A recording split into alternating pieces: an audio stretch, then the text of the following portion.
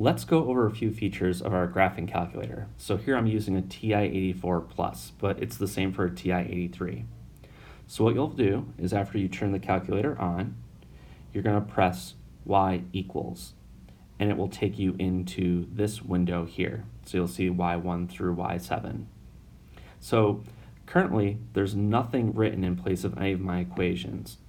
If there was something in here, what you would do, or maybe even in place of y2, there might be an equation. You can push up or down, it'll take you to that line. If you want to clear something, you would hit the clear button. If you would just like to delete things one at a time, you would push the delete button. So make sure that all of these are in fact empty. Another thing is that notice here where it says plot 1, plot 2, and plot 3, mine are currently not highlighted. In yours, it might be that, let's say, plot 1 is highlighted. You would notice it here. If this is the case, you would push up until you get to, let's say, plot 1.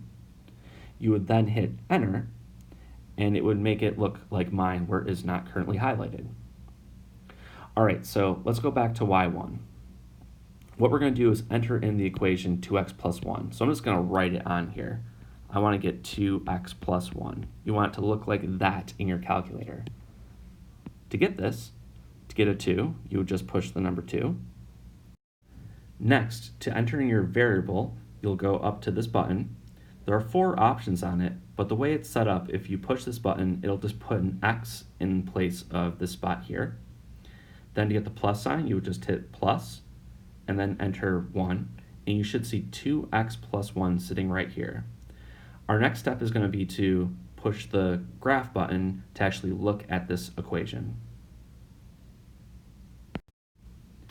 On your screen, you should see the graph of 2x plus 1 being sketched in just like this, and this is our equation. If you wanted to delete it, you could press y equals and just clear out that equation and perhaps enter in something new. So this is a very simple equation, but we'll be working with more complicated expressions this semester. Another important feature is going to be the table function. So not just like looking at a graph, but getting some values from the graph. So before we go into the table, we're going to go into something called table set, just to make sure your calculator is set up correctly. To do that, you're going to push the second button and then push window, but really it's going to take you into the table set. All right, you'll see this window, your table setup. And what I would like is your window to look just like this, referencing this portion here. I don't really care about this number 5, but what I do want is that I don't want it to say auto where the independent variable is listed. So again, you can push down to go over to this spot here. You'll have to click over. And then once you're here, you'll push enter to switch it from auto to ask. And likewise, I want the dependent variable to be on auto instead of ask, so it should look just like this.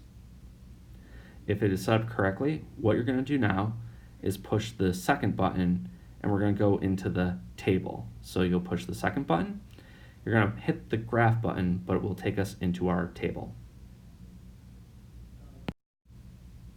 And here it is, the table feature on our graphing calculator.